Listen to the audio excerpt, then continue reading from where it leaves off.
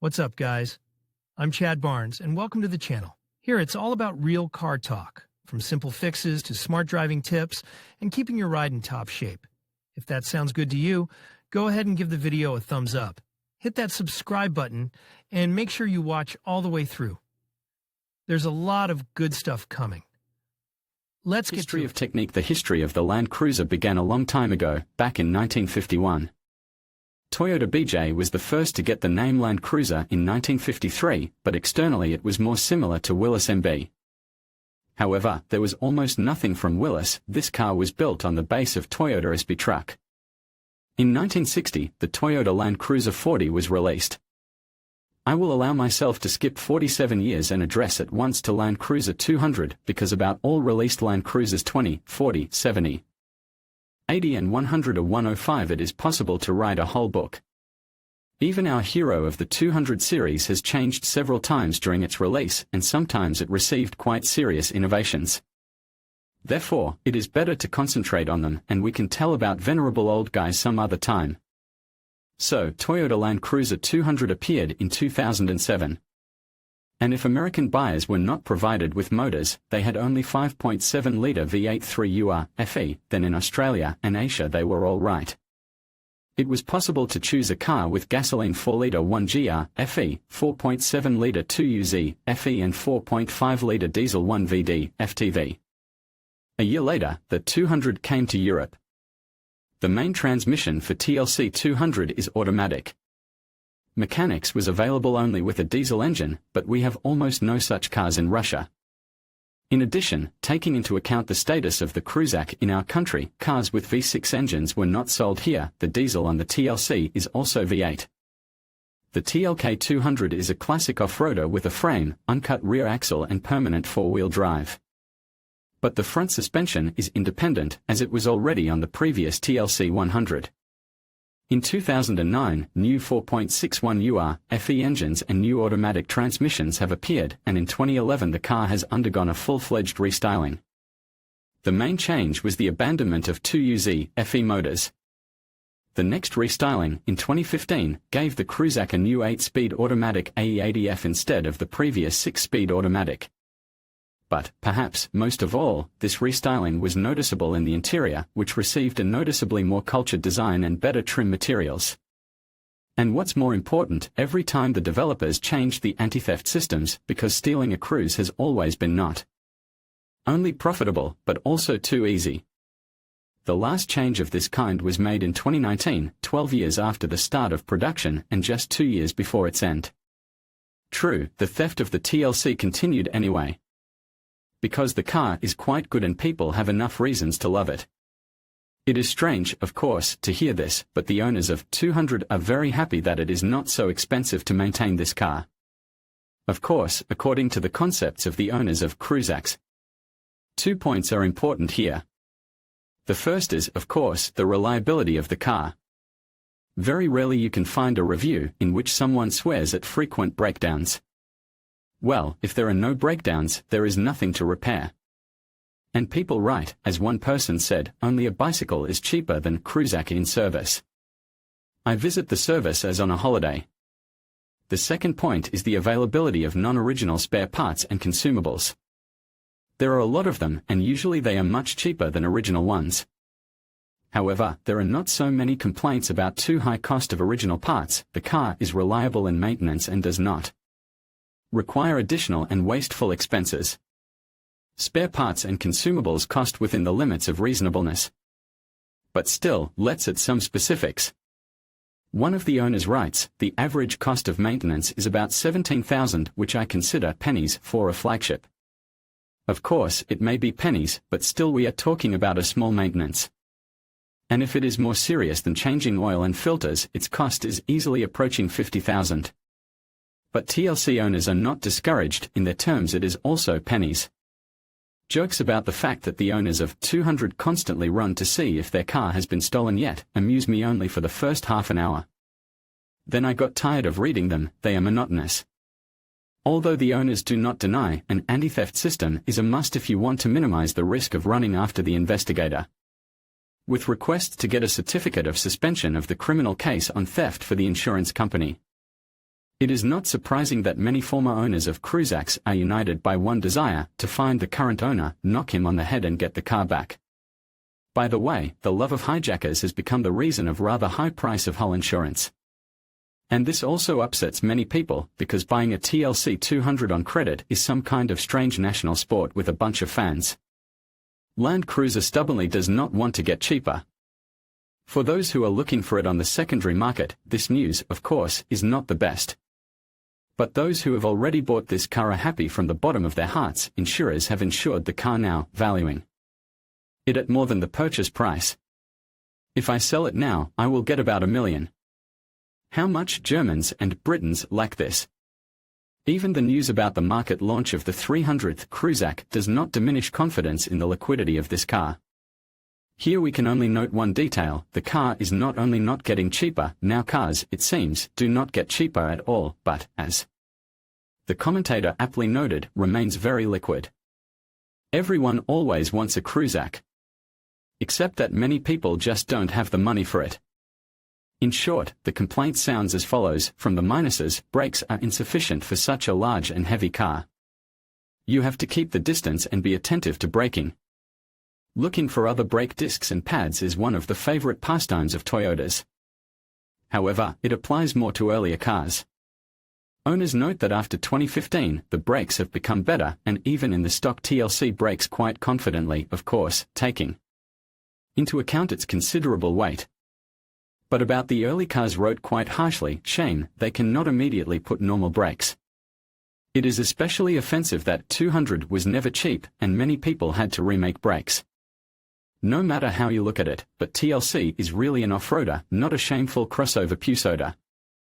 It is not quite clear why it is necessary in the city, but many people manage to praise off-road abilities of the car even in conditions of megapolises. You get the most pleasure in winter when you come to work, and parking is available only for you, and when far outside the city you do not need a tractor, you are a tractor yourself. But, of course, in the countryside, the capabilities of the Cruise are more fully revealed. The owners of these cars go wherever they go, to the mountains, swamps, and fields. And then they write, all wounded and soiled, 200th heroically did not rescued before the impassable road of spring arable field. However, if it gets stuck, it will be difficult to pull it out. The car is heavy, and it is difficult to pull it out by never. Especially if you sit on the bridge. By and large, Toyota's cross-country ability is appreciated not for the possibility to make regular off-road forays, but for the confidence that in extreme case it is possible to pass where many people will not even crawl. And, of course, it pleases, the passability had to be tested only on snow, no problems. Getting into the car, you feel confident that it will take you anywhere. I should note that in the stream of joy there is sometimes a note of discouragement. The old patrol is better, no electronics. To drive on 200 on mud, you need to know how to use its electronic assistance. Otherwise, it can get so stuck that you will have to pull it out only with a Caterpillar tractor. Almost nobody swears at cars with diesel engines.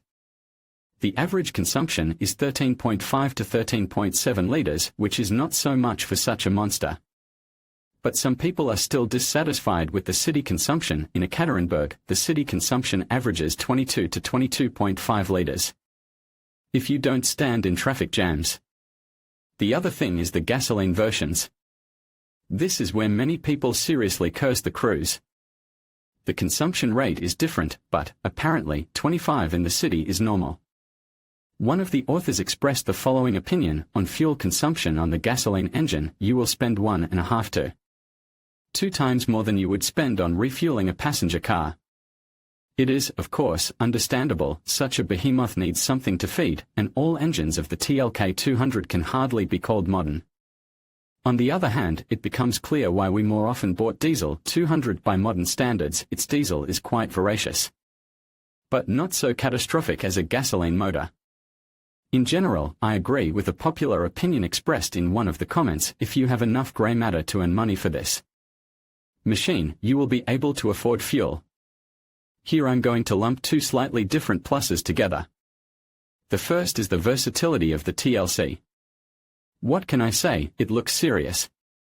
You can see at once that a serious uncle is driving it, not some hipster. And at the same time it can equally well carry a businessman, a bandit, an official and a traveler. That's why the following opinion is often met, and I consider it fair. Today I drove up to the office for a business meeting. Tomorrow I went hunting or fishing. The day after tomorrow with my family to the dacha. Next week to conquer Siberia. Meetings on work, in summer to the south. At any moment, in any direction, is always ready. This is great. The second plus is the confidence that the TLC will not let you down in any direction. It is good in any landscape, and for this many people love it especially much. On Cruisac, wherever you go, north, south, Africa, it doesn't matter to it. Controllability is not GL. But another thing is more important for me, to get to the destination. Here, of course, reliability is also important, but so far, shisha. Sadly, the interior of an expensive car is criticized by many people. And they scold everything in a row, the interior materials, its design, and ergonomics. I will simply bring some quotations of different authors. This car, unfortunately, with all its legendary character, lagged behind in time. It is felt as soon as you get in it, everything is some kind of the past, handles, buttons, arrows, etc. Comfort leaves much to be desired. From the minuses, quality of plastic in the interior begins to wear off after 5,000 kilometers. Seat leather is too delicate, and stitching in it is also weak. Sad, yes. Fortunately, almost all these reviews refer to the car before the second restyling. Since 2016, a lot has changed, and the interior is more praised than scolded. Or, more precisely, simply do not say anything about it. But the first cars get badly. Even wooden inserts on a steering wheel are criticized. They say it is slippery and uncomfortable. The dissatisfaction of those who have moved to the Cruisac from German cars is especially noticeable. They are glad that at last they can drive far away from the service without fear, but they miss quality German saloons. There is no perfection in the world. Yes, it is damn banal, but it is simply impossible to put anything else on the first line of the rating. Everyone speaks about boundless faith in this automobile. They say monotonously, all burn-in reliable motors. Reliable box, transmission and chassis. What else is needed from the car? The car drives for long distances and inspires a feeling of confidence by its reliability. But I would like to note one detail. I came across a review in which Cruisac was cut under a nut. Everything there is bad, and controllability, and design, and interior, and consumption, and brakes. Everything is just horror, horror, horror. But the review ended with this phrase: you can really love it for reliability alone. No matter how many claims there were, but you can't go against the truth. Everything is all right with it in TLK 200. What is a truck? If you compare it with a passenger car, it is something big, greedy, not very comfortable, not too controllable and a little bit oaky. This is exactly what the authors of reviews say about it, indicating in a direct text, Toyota Land Cruiser is a truck. With all ensuing. The most complete illustration to the thesis looks like this: it is a truck. It steers hard. It is necessary to enter corners carefully. The car is big in frame. The diesel engine rumbles a lot. There are truck traits in everything. And almost every second commentator calls the word truck. The essence of claims is obvious. In SPB it is awfully inconvenient for me to drive Cruisac. It is not for the city unambiguously. It is heavy, it is difficult to accelerate and brake sharply. At high speed when passing a corner, the car jumps up and leaves the trajectory of the corner. If we remember the history of Toyota Land Cruiser, with which we started, one fact comes to mind unequivocally: Toyota BJ was built on the basis of Toyota SB truck. It's been 70 years since then, and the cargo gut of the cruisers hasn't gone anywhere. Probably, there is something good in it, but very often people remember about this fact when they want to buy a car at the price of a one-bedroom in Moscow region. On the other hand, otherwise it would be hard to get so much space and safety margin from the car, and that's what the TLC is valued for most of all. So we will have to compromise: oak, reliable and Japanese, or beautiful, comfortable, but not very reliable German. Roads make a lot of difference here. If there are no roads or they are bad, Toyota will definitely be the best choice, and if there are roads, some Mercedes can bring more pleasure. True, it will lose noticeably more than Toyota in price, but one does not buy a car to make money on it when selling it. In short, there is no compromise without compromise. In conclusion, the Toyota Land Cruiser 200 presents a compelling case for both buyers and non-buyers alike. On one hand, its legendary reliability, off-road capability, spacious interior, and strong resale value make it an attractive option for those seeking a robust and versatile vehicle. On the other hand, potential drawbacks such as its high price tag, fuel efficiency concerns, and large size may deter some buyers. Ultimately, the decision to invest in a Land Cruiser 200 should align with your personal needs and lifestyle. Weighing these 5 reasons will help you make an informed choice that best suits your driving experience. Thank you for watching, and we hope this video has provided valuable insights into the Toyota Land Cruiser 200.